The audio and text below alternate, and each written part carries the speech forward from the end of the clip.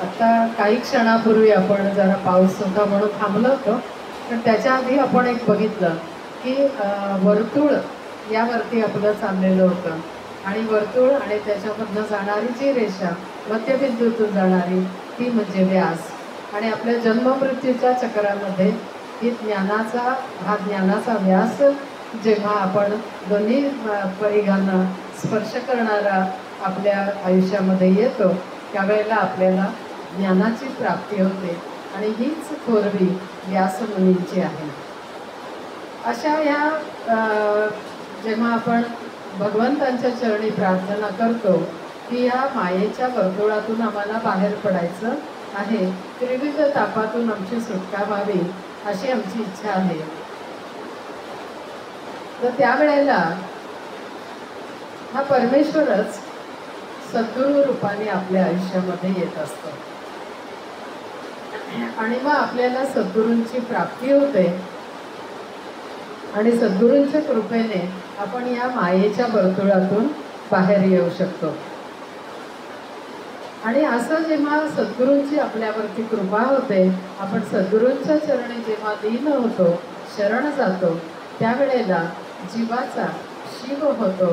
अशी ही आपल्या ज्ञानाचे सामर्थ्य, सद्गुरूंचं सामर्थ्य आहे. एकदा असंच विवेकानंद स्वामी एका ठिकाणी होते आणि एका परदेशी व्यक्तीने त्यांना विचारलं की भारतीय संस्कृतीचं मूल्य एका वाक्यात तुम्ही कसं सांगा.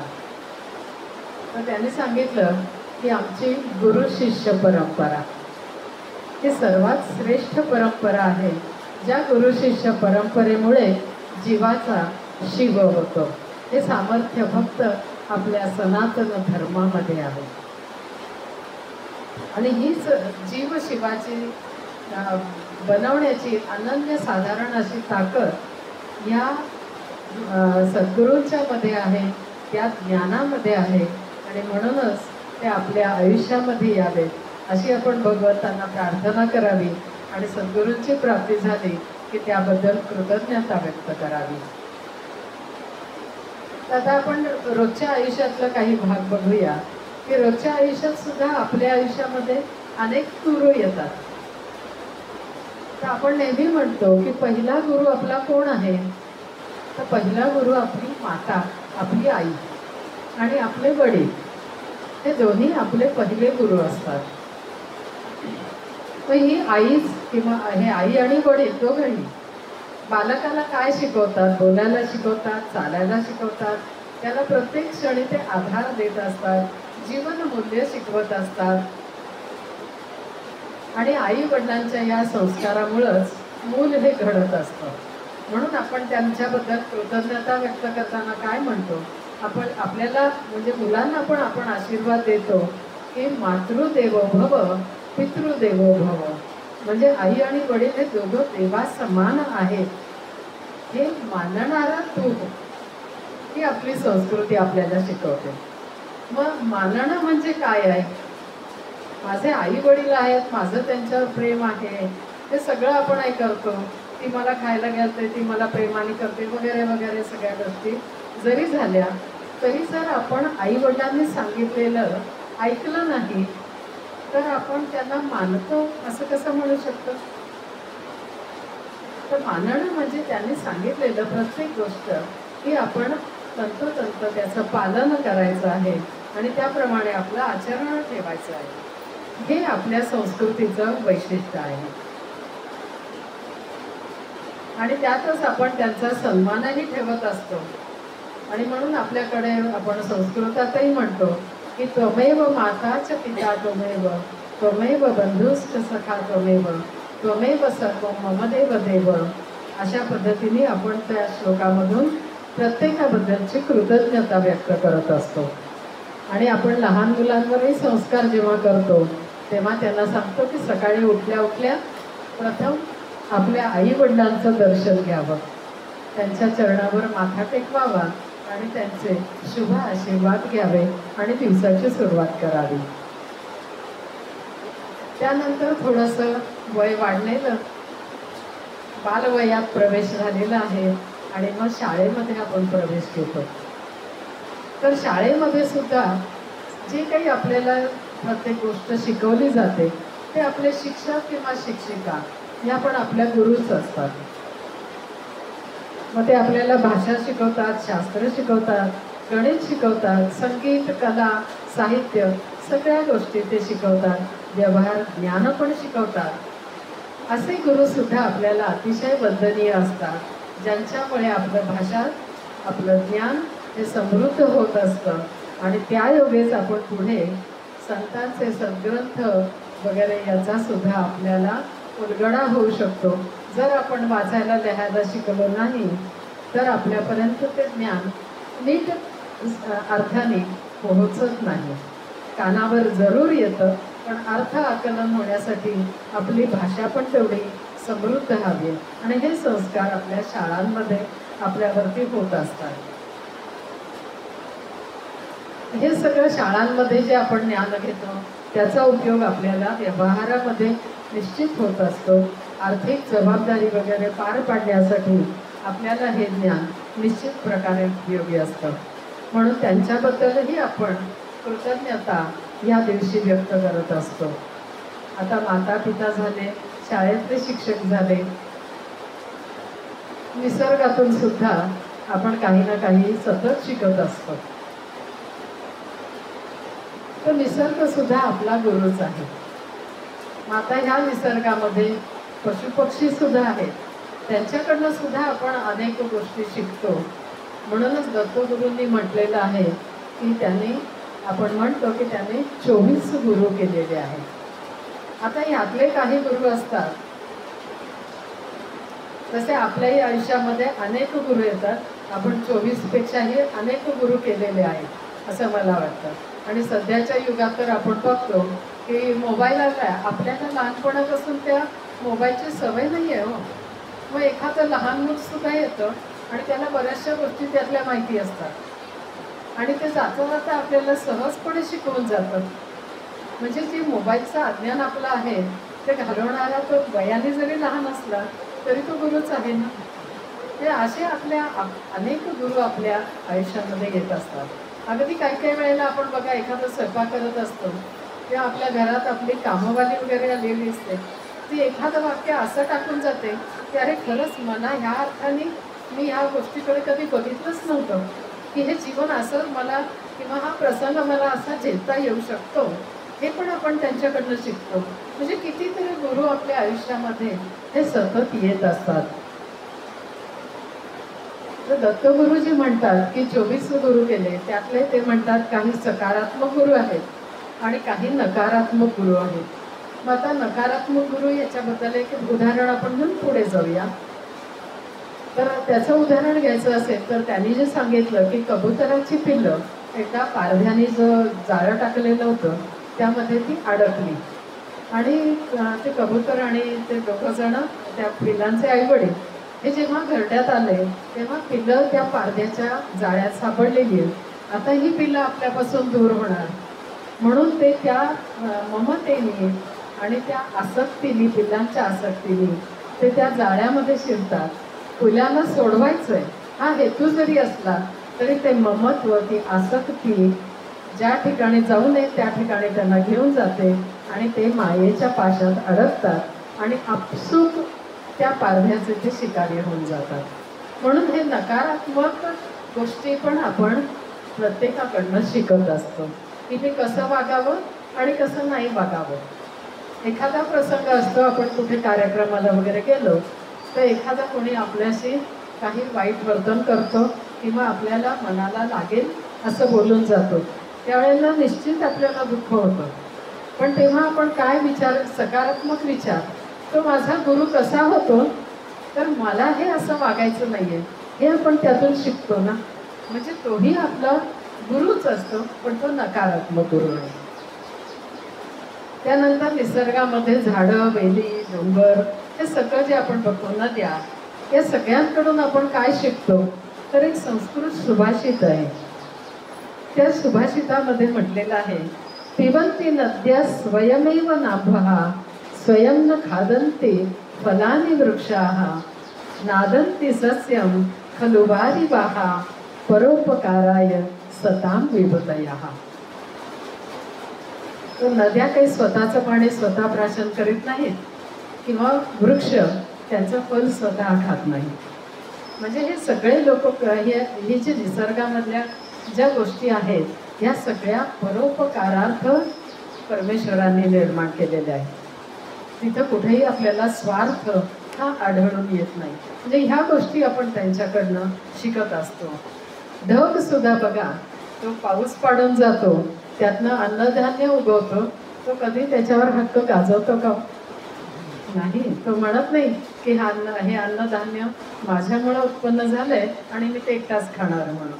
तो बिचारा आपला छान बरसतो, आताही तो छान बरसून गेला, आपल्यासाठी ज्ञानगंगा वाहायची आहे म्हणून त्याने आवाजही कमी करून घेतला. हे आपल्यावर उपकारच आहेत ना, म्हणून त्याची आपण कृतज्ञता व्यक्त करूया. तर असं हे परोपकारी होण्याचं व्रत आपल्याला निसर्गापासून शिकायला मिळतं. तर आता बालकापासून निसर्गापर्यंत आपण गुरु बघितले आणि मग असाच विचार जेव्हा करतो की प्रत्येकाकडनं आपल्याला काय काय शिकायला मिळतं, त्यावेळेला अचानक एक प्रश्न माझ्या मनात किंवा माझ्या डोळ्यासमोर उभा राहिला आणि तो आपल्या प्रत्येकाच्या मनात सुद्धा निश्चित उभा आहे. फक्त तो तुम्ही व्यक्त केलेला नाही, मी व्यक्त करते, तुम्ही म्हणाल बरोबर आहे की नवजात शिशू जेव्हा आपण बघतो, अगदी नवीन आत्ता जन्मलेल्या काही क्षणापूर्वी, पण जेव्हा आई त्याला छातीशी घेते तर ते काय करतो, पटकन आईच्या स्तनातून ते स्तनपान करायला लागतं. म्हणजे त्याला भूक लागली ही जाणीव त्याला झालेली आहे आणि स्तनपान हे ज्ञान त्याला कुठून प्राप्त झालं की आईकडून आपलं पोट भरलं जाणार आहे, हे ज्ञान त्याला कुठून प्राप्त झालं. किंवा भूक लागल्यावर रडलं की आपल्याला आपली भूक शमली जाणार आहे, हे सगळं ज्ञान आलं कुठून त्या नवजात बालकाच्या मनात. तर खरं म्हणजे जो आपला अंतरात्मा आहे, आपल्या आतमध्ये जो आत्माराम आहे तो ज्ञानस्वरूपच आहे आणि म्हणूनच ही प्रत्येक गोष्टीची जाणीव आपल्याला होत असते. प्रत्येक गोष्टीचं ज्ञान आपल्याला होतं. मला भूक लागली आहे, मला तहान लागली, हे पण ज्ञानच आहे आणि त्या ज्ञानाची पूर्ती आपण खाऊन पिऊन करतो. तर अशी ही जिज्ञासा मनामध्ये जागृत होते. मी म्हणलं तसं बरोबर आहे ना, प्रत्येकाच्या मनात हा प्रश्न आला ना. तर हा जो आत्मा आहे हा खरं तर ज्ञानस्वरूप आहे. कारण हा आत्मा आलाय कुठून, तर त्या परमेश्वराने या विश्वाची रचना केली. तो परब्रह्म परमेश्वरच या विश्वामध्ये सामावलेला आहे. सर्वांमध्ये तोच आहे, सर्वांच्या अंतरात तोच आहे, आत्मरूपाने आहे, चैतन्य रूपाने आहे. ज्याला आपण सृजन म्हणतो त्या सृजन शक्तीच्या रूपाने आहे. म्हणजे सर्व काही जे या विश्वामध्ये आहे ते परब्रह्म आहे. पण आपलं काय होतं, जन्म घेण्यापूर्वी आपण म्हणत असतो सोहम सोहम. म्हणजे आईच्या गर्भामध्ये जेव्हा बालक असतं तेव्हा जो श्वासाचा नाद आहे त्या श्वासाचा नाद असतो सोहम. आणि जेव्हा तो जन्म घेतो आणि ह्या त्रिगुणी मायेच्या तावडीत सापडतो त्यावेळेला मनामध्ये त्याच्या अज्ञान उत्पन्न होतो. तो सोहम विसरतो आणि कोहम म्हणायला लागतो. म्हणजे मी कोण आहे हा प्रश्न पडतो. आणि मग त्याच्यानंतर काय होतं की हळूहळू आपण बारसं करतो, त्याला हाका मारायला लागतो आणि त्याला वाटतं की हां सरिता नाव ना म्हणजे मीच. मग सरिता नाव ज्या देहाला दिलंय तो देह म्हणजे मीच. हे अज्ञान आपण अखंड बाळगत राहतो आणि ह्या अज्ञानामुळंच आपल्याला दुःख कष्ट हे सगळं सहन करावं लागतं. मग हे अज्ञान हेच आपल्याला जीवनाचं गणित सोडवताना आडवं येतं. आलं परत इथे गणित आलं, वर्तुळ आलं जन्ममृत्यूचं. मग आता हे गणित सोडवणार कोण, तर सद्गुरूंच्या रूपाने परत हे ज्ञानाचं व्यास आपल्या वर्तुळामध्ये जेव्हा आखलं जातं तर ते सद्गुरू कृपेने आपल्याला ज्ञान प्राप्त होतं. म्हणून या सद्गुरूंचं वर्णन करताना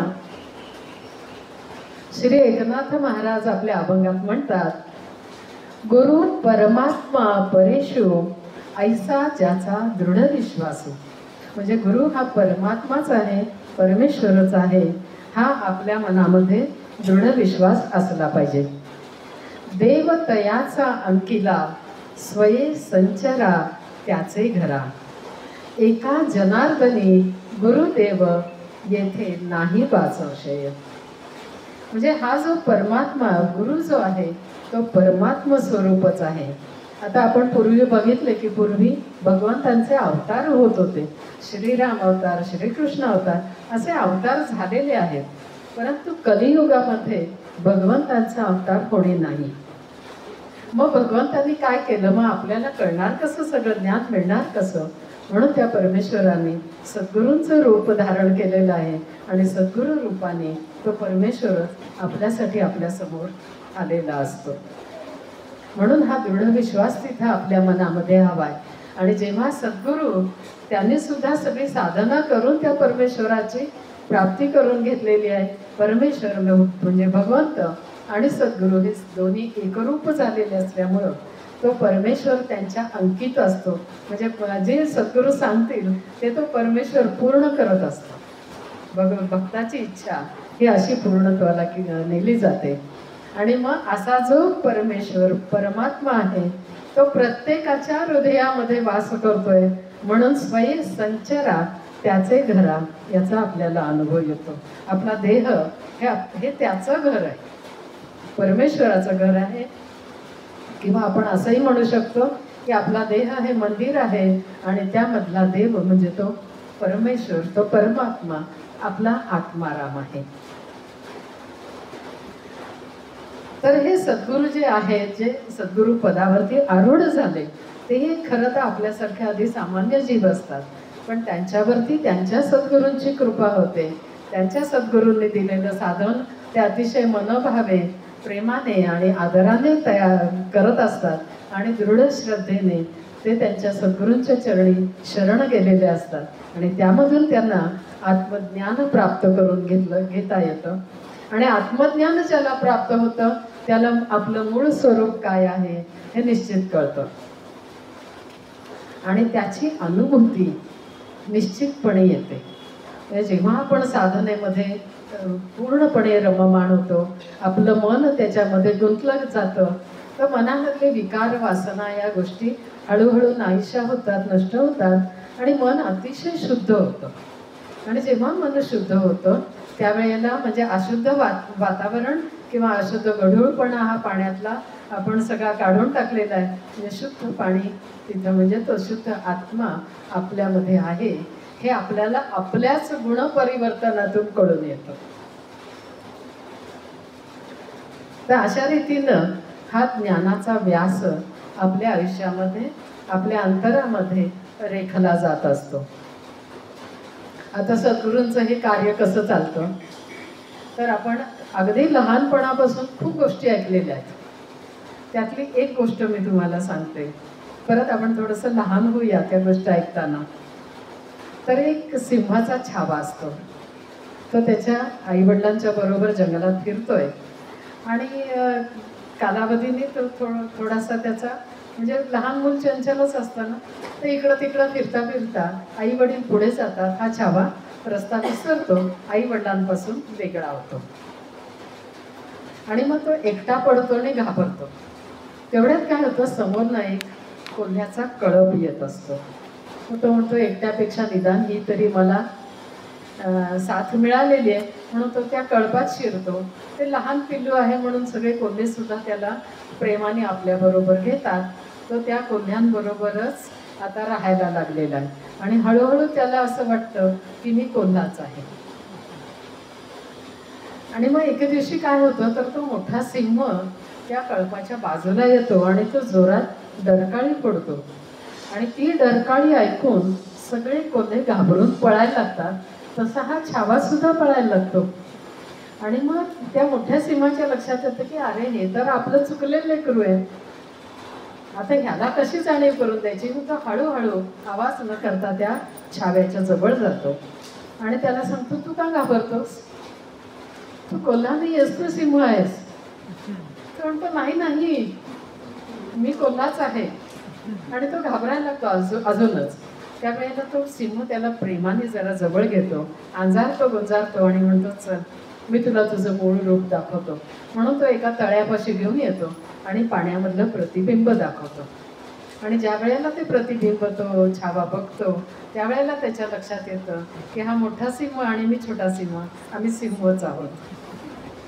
आपली गत काय वेगळी आहे का सांगा बरं. आपणही असेच परमेश्वराचे अंश आहोत, पण आपल्याला त्याचा विसर पडला, आपण चुकलो, रस्ता चुकलो आणि देहभावनेच्या कळपामध्ये शिरलो.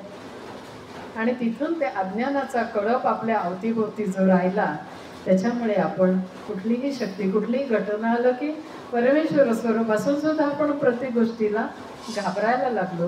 म्हणजे भीती, विकार वगैरे आपल्या मनामध्ये उत्पन्न होत गेले.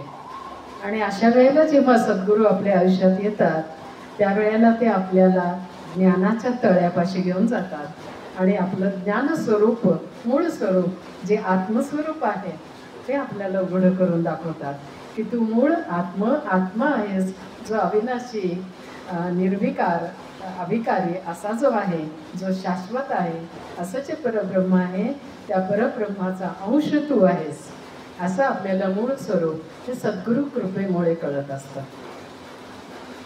आणि ह्या सद्गुरू कृपेमुळेच आपल्याला मी कोण, माझं जन्म घेण्याचं प्रयोजन काय आहे, मला या विश्वात येऊन काय करायचं आहे, कुठं जायचं आहे, अशा सर्व प्रश्नांची उत्तरं मिळतात. आणि पहिल्यांदा त्याला कळतं की मी देह नसून, म्हणजे जसं त्या छाव्याला कळालं की मी कोणा नाही, मी सीमा आहे, तसं आपल्यालाही कळतं की मी देह नाही, तर माझं रूप हे आत्मरूप आहे. त्या परब्रह्म, शाश्वत परब्रह्माचा मी अंश आहे आणि हेच परब्रह्म सर्वत्र संचरलेलं आहे, सर्वांच्या अंतरात आहे आणि परब्रह्माशिवाय अन्य काहीही या विश्वामध्ये नाही, हे ज्ञान आपल्याला प्राप्त होतं. आणि त्यातूनच त्याला कळतं की त्या परमेश्वराशीच परत आपल्याला संलग्न व्हायचं आहे, त्याच्याशी एकरूप व्हायचं आहे, त्याची प्राप्ती करून घ्यायचं आहे, हे आपल्या आयुष्याचं परम कर्तव्य आहे. अर्थात सतत काही आपण त्या चिंतनामध्ये राहत नाही, म्हणून थोडंसं हे बाह्य आकर्षण आपल्यासाठी निर्माण केलेली आहेत, पण त्यात किती रममाण व्हायचं हे आपल्याला सद्गुरू कृपेने कळतं. आणि मग त्या बाह्य विश्वाचा आपल्याला हळूहळू विसर पडायला लागतो की हे नको, आता हे खूप झालं, मला माझ्या मूळ स्वरूपाकडे आता जायची ओढ लागलेली आहे. तर अशा रीतीनं हे सद्गुरूंची आपल्या आयुष्यामध्ये आपल्याला नितांत आवश्यकता असते. गुरूंची आवश्यकता आपण बालवयातली बघितली, आता आपल्या आयुष्यात आपल्याला सद्गुरूंची आवश्यकता असते. तर एकदा असेच रामकृष्ण परमहंस आपल्या शिष्यांबरोबर एका नदीकाठी बसलेले होते. आणि त्यावेळेला एका शिष्याने त्यांना विचारलं की गुरुदेव, का हो म्हणे, आपली जर प्रगती किंवा उन्नती करायची असेल तर आपल्याला गुरूंची आवश्यकता असते का? तर नदीकाठीच बसलेले होते आणि त्या मोठ्या नदीतून एक मोठी बोट चाललेली होती. रामकृष्ण परमहंसाने तिकडे बोट केलं आणि म्हणाले, ती बोट बघ, आता ही बोट अमुक अमुक ह्या गावी किती वेळाने पोहोचेल? तो शिष्य म्हणाले, 4-5 तासामध्ये ती निश्चित त्या गावी पोहोचेल. रामकृष्ण परमहंस बरं म्हणाले, आता जर ह्या बोटीला आपण एक छोटी होडी बांधली तर ती होडी केव्हा पोहोचेल? आणि जर ती छोटी होडी एकट्याने वल्हवत न्यायची म्हणली तर तिला किती वेळ लागेल? त्या शिष्याने सांगितलं, जर त्या बोटीला बांधली तर ती निश्चित लवकर पोहोचणार आहे, पण एकट्याने जर वल्हवत न्यायची असेल तर त्याला ती पोहोचेल, पण उशीर लागेल. मग रामकृष्ण परमहंसाने सांगितलं, हीच गोष्ट आपल्या आयुष्यात आहे. जेव्हा आपण त्या सद्गुरूंच्या चरणी जातो, सद्गुरूंच्या सान्निध्यात सहवासात मध्ये राहतो, त्यावेळेला आपण आपसूक सद्गुरूंच्या बरोबर पुढे जात असतो. म्हणून आपण काय करायचं आहे, तर आपली जी छोटी होडी आहे ती सद्गुरूंच्या मोठ्या होडीला आपण जोडून घ्यायची आहे. तर हे सद्गुरूंची प्राप्ती आपल्याला केव्हा होते, तर त्याच्यासाठी आपल्याला खरोखर पूर्व पुण्याईची गरज असते. पूर्व पुण्याई जेव्हा आपला पाप पुण्याचा सगळा जो तालमेल आपण म्हणतो तो सगळा एकसारखा झाला, दोन्ही पारडी एकसारखी झाली की त्यावेळेला आपल्याला सद्गुरूंची प्राप्ती होते. आणि म्हणूनच आपल्याला सगळे संत महंत हे सांगत असतात की सत्कर्म करा, सदाचार ठेवा आणि ती पुण्याची गाठ तुम्ही जोडून घ्या. आणि त्यानंतर जेव्हा सद्गुरूंची आपल्याला दीक्षा मिळते किंवा सद्गुरूंकडून आपल्याला जेव्हा नामाची प्राप्ती होते, नाम साधन आपल्याला मिळतं, याचा अर्थ म्हणजे त्यांनी आपल्यावर अनुग्रह केलेला असतो. सद्गुरूंनी आपल्याला आपलं मानलेलं असतं आणि खरोखर ते त्यांच्या बोटीमध्ये आपल्याला उचलून घेत असतात. मग पुढे आपल्याला काही करावं लागेल का? काही नाही, फक्त त्या सद्गुरू जे सांगतील त्याप्रमाणे आचरण करून त्यांच्या बरोबर सतत राहणं एवढंच आपलं पुढं काम राहतं.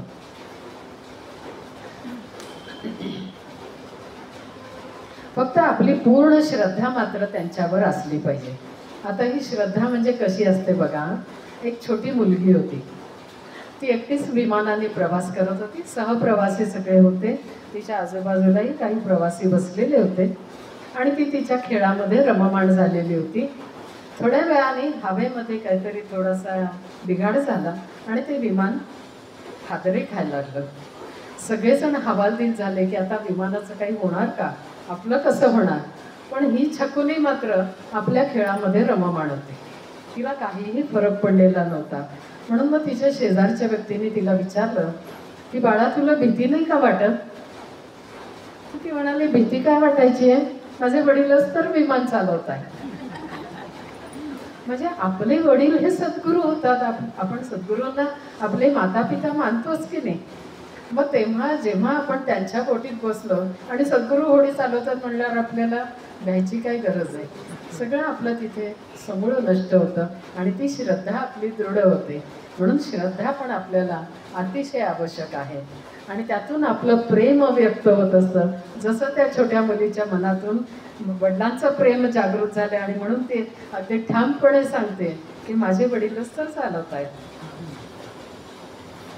आणि असं जेव्हा होतं की सद्गुरूच आपलं सर्व काही करतायत, सद्गुरूच्या मुळेच आपलं जीवन, आपलं आयुष्य हे पुढे चाललेलं आहे, ते सुकर होत आहे, हे जेव्हा आपल्याला कळतं तेव्हा आपला मीपणा आपोआप नष्ट होतो.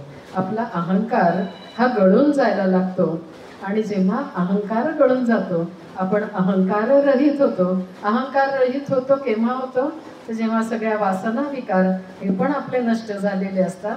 आपलं मन, बुद्धी, चित्त सगळं काही शुद्ध स्वच्छ झालेलं आहे. त्यावेळेला तो अहंकार सगळा गळून जातो आणि जेव्हा अहंकार जातो त्यावेळेला म्हणजे मी तू पण हे जे द्वैत आपल्यामध्ये आहे ते मी तू पण याची गोळवण झालेली असं अभंगातलं जे म्हटलं आपण ऐकतो, तर ते मी तू पण हे सगळं आपलं गळून गेलेलं असतं. आणि त्यावेळेला जो राहतो आपल्या आतमध्ये जो असतो तो आपला आत्माराम असतो, तो परमेश्वर असतो. म्हणून गोंदवलेकर महाराजही म्हणतात की आपला देह म्हणजे जर एक म्यान म्हटलं तर एका म्यानामध्ये दोन तलवारी राहत नाहीत. म्हणजे तिथं मी पण आहे आणि तो पण आहे, म्हणजे परमेश्वर पण आहे, असं होऊ शकत नाही. जेव्हा आपला हा मी गळून जातो तेव्हा त्यातून पूर्णपणे जागा त्या ठिकाणी मिळते आणि ही पूर्णपणे सद्गुरूंची कृपा आपल्यावर असते. म्हणूनच आपण सद्गुरूंच्या चरणी आपलं सर्वस्व अर्पण करायचं असतं. अनन्य भावे शरण जाऊन जेव्हा आपण सर्वस्व त्यांच्या चरणी अर्पण करतो ती आपली खऱ्या अर्थाने त्यांची पूजा असते. पूजा म्हणजे फक्त फुलं पानं नैवेद्य अर्पण नाही करायचं आहे, तर आपल्या अंतरातले सर्व भाव त्यांच्या चरणी अर्पण करायचे आहेत. आपले दुर्गुणही त्यांच्या चरणी अर्पण करायचे, म्हणजे मग सद्गुणांची वाढ ही आपोआप व्हायला लागते. आता तुम्ही एक छोटंसं आपण उदाहरण बघूया, तुम्ही कंटाळला नसाल तर जेव्हा विभीषण श्रीरामांकडे आले तर त्यांनी पहिल्यांदा काय कबूल केलं, तर मी राक्षस कुळातला आहे पण मी तुझ्या चरणी शरण आलेलो आहे. म्हणजे आपले सगळे दुर्गुण पहिल्यांदा त्यांनी सद्गुरूंच्या चरणी अर्पण केलेले आहेत. आणि तसंच मग त्यानंतर म्हणजे विभीषणांना त्यांनी लंकेचं राज्य वगैरे ही सगळी गोष्ट आपल्याला ज्ञात आहेच आहे. तशीच ही अशी सर्वस्वाची गुरुदक्षिणा सगळ्याच शिष्यांनी दिलेली आहे. आणि अशा वेळेला म्हणजे मला आठवतं एक गोंदवलेकर महाराजांचेच जे परमशिष्य आपण मगाशी उल्लेख केला ते ब्रह्मानंद महाराज. तर ब्रह्मानंद महाराजांची जेव्हा गुरूंच्या बरोबर गाठभेट झाली तर त्यावेळेला त्याने ते अतिशय म्हणजे प्रकांड पंडित ज्याला म्हणतो, काशीला सगळं त्यांनी विद्या ग्रहण वगैरे केलेली होती आणि एक प्रकारचा अभिमानही त्यांच्या मनामध्ये निश्चित आपण जेव्हा खूप काही शिकतो वगैरे तर तो एक अभिमान आपल्या मनामध्ये असतो, तसा तो अभिमान त्यांच्या मनामध्ये होता. पण ज्या वेळेला सद्गुरूंची त्यांना भेट झाली, प्राप्ती झाली आणि ज्या वेळेला त्यांच्या लक्षात आलं की ह्या सद्गुरूंशिवाय अन्य माझं कोणी नाही आहे आणि त्या क्षणी ते शरण गेले आणि यांच्याशिवाय मी काही माझी प्रगती होणार नाही आहे, म्हणून त्यांनी पहिल्यांदाच काय केलं तर सद्गुरूंच्या चरणी माथा टेकवला आणि म्हणाले, आजपर्यंत जी जी विद्या मी शिकलो ती सर्व मी तुमच्या चरणी अर्पण करत आहे आणि ती तुम्ही घेतली म्हणून सांगा तरच मी तुमच्या पायावरचं डोकं हलवतो, नाही तर मी असाच तुमच्या चरणी पडून राहतो. म्हणजे केवढी ही बघा समर्पणाची वृत्ती ही आपल्याला त्यातनं शिकायला मिळते आणि पुन्हा ते सद्गुरूपदी पोहोचलेले आहेत. आणि सद्गुरूसुद्धा म्हणजे नुसताच शिष्य जवळ आलाय असं म्हणून जवळ नाही करत ना, ते परीक्षासुद्धा बघतात. आमच्या गोंदवलेकर महाराजांना सुद्धा खूप परीक्षातनं जावं लागलेलं आहे. सुरुवातीला ते जेव्हा सद्गुरूंच्या चरणी आले त्यावेळेला त्यांचे गुरु म्हणजे श्री तुकामाई महाराज या गावातले तर ते परीक्षा घेत होते. एका दिवशी असं झाडाच्या खाली बसले आणि म्हणाले, जा ते समोर जे झाड दिसतंय वडाचं झाड आहे त्याची पानं तोडून आण. आता गुरूंनी सांगितलं. त्यांनी पानं तोडली, गुरूंच्या चरणी अर्पण केली. ते पान त्यांनी हातात घेतलं आणि बघितलं त्या पानातनं चीक वाहतोय. अरे रे म्हणले, काय केलंस रे हे, ते झाड रडतंय बघ, जा परत ती पानं त्याला चिकटवून टाक. आपल्या मनात काय येईल, येईल की नाही, विकल्पच येईल आपल्या मनात. पण ह्या लोकांची थोरवी इतकी असते की कुठलीही शंका नाही, विकल्प मनामध्ये नाही. माझ्या गुरूंनी सांगितलंय मला तेवढं करायचंय, बस तेवढं आज्ञापालन त्यांनी केलं आणि ती पानं घेऊन ते गेले झाडापाशी आणि ती लावायला जशी सुरुवात केली ती सगळी पानं त्या जागी चिकटली. हे गुरूंचंही सामर्थ्य आहे आणि त्या शिष्याचं पण सामर्थ्य आहे. तर अशी एक परीक्षा, त्यानंतर अनंत परीक्षांना त्यांना तोंड द्यावं लागलेलं आहे आणि शेवटी त्यांची एक अतिशय कठोर अशी परीक्षा तुकामाईंनी घेतली. नदीकाठी त्यांना घेऊन गेले, तिथं 3-4 मुलं खेळत होती आणि महाराजांना त्यांनी सांगितलं की इथे एक खड्डा खण या वाळूमध्ये आणि त्या मुलांना त्याच्यामध्ये पुरवून टाक. आता किती म्हणजे लहान मुलांना वाळूमध्ये पुरायचं काय वाटलं असेल एखाद्या ह्याला, आपल्यातलं तर घडणंच शक्य नाही. पण महाराज इतके शांत आणि हे होते, आपल्या गुरूंची आज्ञा आहे. त्याने खड्डा खणला, त्या 3-4 मुलांना आतमध्ये टाकलं आणि तुकामाईने त्यांना सांगितलं होतं की त्याच्यावरती वाळू लोट आणि त्याच्यावरती बसून राहा, कोणी काही विचारलं तर एक अक्षर बोलायचं नाही आणि त्या जागेवरनं हालायचं नाही. थोड्या वेळाने त्या मुलांची आई वडील आले, ते हुडकायला लागले आणि कुठे मुलं दिसेना, म्हणून ते तुकामाई तिथे बसलेलेच होत्या. त्यांच्यापाशी ते गेले आणि विचारलं की आमची मुलं बघितलीत का, तर नाही, पण तो जो बसलाय ना तिथे वाळूमध्ये त्याला माहिती असेल, त्याला जाऊन विचारा आणि तो जर बोलला नाही तर धरून चोपा त्याला. आता झालं ती माणसं आली महाराजांच्या जवळ, विचारतायत आमच्या मुलांना बघितलं का. यांच्या तोंडून एक चकार शब्द नाही, काहीच बोलत नाहीत. म्हणल्यावर त्यांना राग आला आणि यांनी सांगितलंच होतं की बोलल्या नाही तर चोपा सरळ. त्याने धुवायला सुरुवात केली. महाराज मार खातायत पण हो किचवू नाही, कारण गुरूंची आज्ञा आहे, जाग्यावरनं हलायचं नाही. झालं. थोड्या वेळाने तुकामाईंनी बघितलं की हा बिचारा मार खातोय. त्यांच्या मनामध्ये ते त्यांच्याबद्दलचं प्रेम होतं ते अगदी उफाळून आलं.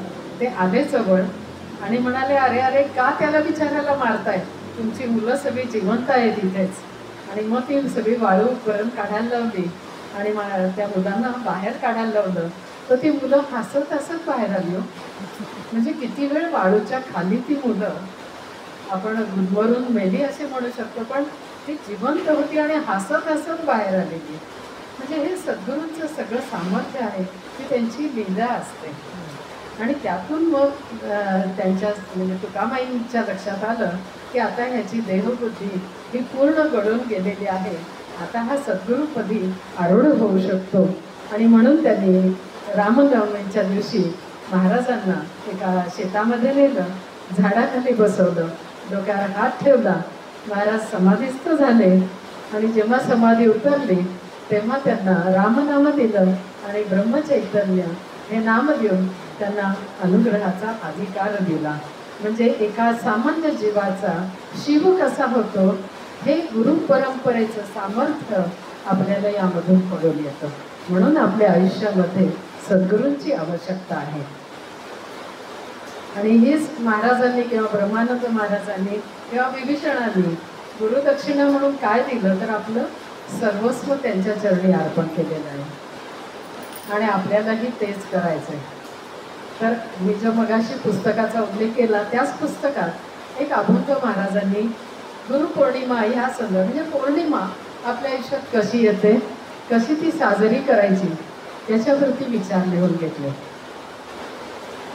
आणि नेमका आजचा दिवस तुम्ही बघा हा चतुर्दशीचा आहे. या चतुर्दशीचा अर्थ त्यांनी इथं उलगडून दिलेला आहे.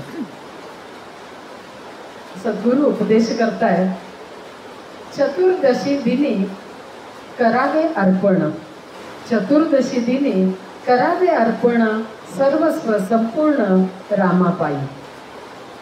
ज्ञान कर्मेंद्रिय मन बुद्धी अहंकार आणि अज्ञान अर्पावे त्यासी. मिळेल तयाने जीवास पूर्णत्व, हेच गे महत्व पौर्णिमेचे. पौर्णिमेचा चंद्र मनात आल्हाद, भक्ताचा प्रल्हाद होई त्याने. सूर्याच्या तेजाने चंद्र हा उजळे, पूर्णत्वाचे खळे पडे तेथे. आणि अतिशय प्रेमाने आणि तळमळीने पुढं महाराज आपल्याला सांगत आहेत. महाराज इथे आहेत प्रत्यक्ष आपल्यासमोर आणि आपण कल्पना करूया की ते अतिशय प्रेमाने मधुर आवाजात आपल्याला सांगत आहेत. करावी बाळानो, करावी बाळानो ऐशी चतुर्दशी, करावी बाळानो ऐशी चतुर्दशी, अर्पुन रामासी सर्वस्वते, अर्पुन रामासी सर्वस्वते. पंच ज्ञानेंद्रिय पंच कर्मेंद्रिय मन बुद्धी चित्त अहंकार. अहंकार हा अज्ञानातून उत्पन्न झालेला आहे, म्हणून ते अज्ञान सुद्धा म्हणजे ह्या चतुर्दश गोष्टी 10 म्हणजे ज्ञान 5 कर्मेंद्रिय ज्ञानेंद्रिय ही 10 झाली. मन बुद्धी चित्त अहंकार ही 4 साधन चतुष्ट अंतःकरण चतुष्ट अशा ह्या 14 गोष्टी आपण सद्गुरूंच्या चरणी अर्पण करायचं. ती खरी चतुर्दशी. आणि आज आपण नेमके त्या चतुर्दशीला सगळेजण भेटलेलो आहोत. ज्ञानाचा व्यास आपल्या आयुष्यामध्ये आलेला आहे आणि आपण निश्चित त्या व्यासाच्या पावलांवर पाऊल टाकून पुढे जाणार आहोत. आणि हीच आपली खरी सद्गुरूंची पाद्यपूजा असणार आहे. आणि त्या सद्गुरूंच्या चरणी आपण जेव्हा सर्वस्व अर्पण करतो तेव्हा आपण सद्गुरूंशी एकरूप होतो आणि सद्गुरू त्या जीवाला म्हणजेच आपल्याला पूर्णत्व प्राप्त करून देतात आणि आपल्या आयुष्यामध्ये पौर्णिमा उगवते. आणि मग तो भक्त कसा होतो तर तो आल्हाद देणारा आनंद देणारा प्रल्हाद असा तो होतो. आणि आपल्या सभोवती असलेल्या सर्व जीवांना तो आनंद देत राहतो. आणि त्या भक्ताच्या भोवती आत्मज्ञानाचं खळं पडतं. म्हणजे जो ज्ञानसूर्य आपल्या आयुष्यामध्ये येतो त्याच्यामुळे आपला चंद्र हा पौर्णिमेचा चंद्र होतो आणि आत्मज्ञानाचं खळं आपल्या भोवती पसरलेलं असतं. आणि मग तो जीव म्हणजे आता तो जीव राहिलेलाच नाही आहे, तो शिव झालेला आहे. आणि मग तो पौर्णिमेच्या चंद्राप्रमाणे शीतल चांदण्यांचा वर्षाव प्रत्येकावर करत राहतो. हे आपल्या गुरु परंपरेचं प्रचंड मोठं असं सामर्थ्य आहे. आणि ही गुरु परंपरा आपल्याकडे अनंत वर्ष, कोट्यानुकोटी वर्ष सुद्धा आपण म्हणू शकतो, कारण आपला सनातन धर्म, सनातन परंपरा ही आपल्याला केव्हा सुरू झाली याचा आपल्यापाशी म्हणजे आपण त्याचं मूळ शोधायला जाऊ शकत नाही, अशी ही गोष्ट आहे. तर अशी ही पूर्णत्वाची गुरुपौर्णिमा आपल्या आयुष्यामध्ये येते. आणि म्हणूनच एकनाथ महाराज काय म्हणतात, तर गुरु परमात्मा परेश्वर, म्हणजे जो परमेश्वर असतो तोच दुसऱ्याला परमेश्वर बनवतो. जसं आपण शाळेत म्हणतो की ज्याला गणिताचं ज्ञान पूर्ण प्राप्त झालंय तोच गणित शिकवतो. एखादा डॉक्टर मेडिकल सायन्सचा अभ्यास करतो तोच आपल्याला औषध देऊ शकतो, तोच आपल्याला मेडिकलचं ज्ञान देऊ शकतो. तसंच इथं आहे, जे आत्मज्ञानाने परिपूर्ण झालेले आहेत असे सद्गुरू आपल्याला ज्ञान प्राप्त करून देऊ शकतात. आणि म्हणूनच संत कबीरजी काय म्हणतात, तेही असाच भाव व्यक्त करतात, गुरु गोविंद दाऊ खडे काके लागू पाय, बलिहारी गुरु आपने गोविंद दियो बताय. म्हणजे गुरु कृपेनेच, गुरु आणि गोविंद म्हणजे भगवंत जर आपल्या समोर आला तर आधी कोणाला तुम्ही नमस्कार करा, कोणाला वंदन करा, तर ते पहिले गुरूंना. कारण गुरूंशिवाय आपल्याला भगवंत काय आहे, परमेश्वर काय आहे हे कळत नाही. म्हणून आधी आपण गुरूंना वंदन करतो आणि मग आपल्याला तो गोविंदाचं आकलन आपल्याला होतं, परमेश्वराची प्राप्ती आपल्याला होते. आणि त्यासाठीच गुरूने दिलेल्या नामसाधनेवर आपण पूर्ण श्रद्धा निष्ठा ठेवायची आणि साधना करायची. आपल्या सद्गुरूंनी सांगितलेला उपदेश जेव्हा आपण आचरणात आणतो तेव्हा मगाशी मी म्हणल्याप्रमाणे आचरणात आणणं म्हणजे काय, तर त्यांच्या पावलावर पाऊल आपल्याला टाकायचं आहे. आणि त्याप्रमाणे आपण जेव्हा वागतो तेव्हा ती पाद्य पूजा होते. म्हणजे त्यांची पावलं कशी पडली हे आपण जाणून घेतो आणि त्याप्रमाणे आपल्या जीवनात आपण ती पावलं पुढे टाकायला लागतो. ही खऱ्या अर्थाने पाद्य पूजा आहे, ही अंतरपूजा आहे. आपल्या आतमध्ये आपण डोकवायचं, आपल्या आत्मारामाला जाणायचं आणि त्याची पाद्यपूजा ही आचरणातनं आपोआप सगळ्यांना कळून येते. असं त्याचं सामर्थ्य आहे. तर आपणही आपल्या सद्गुरूंच्या चरणी नतमस्तक होऊया आणि आचरण शुद्ध सात्विक करूया, सद्गुणांची वाढ करून घेऊया. आणि अशी ही पाद्यपूजा, आचरणाची पाद्यपूजा, सदाचरणाची, सद्गुणांची, सात्विकतेची पाद्यपूजा आपण सद्गुरूंची करूया. आणि त्यांनी दिलेलं नाम आपण थोडं घेऊया आणि आज इथे विश्रांती घेऊया. श्रीराम जय राम जय जय राम, श्रीराम जय राम जय जय राम, श्रीराम जय राम जय जय राम, श्रीराम जय राम जय जय राम, श्रीराम जय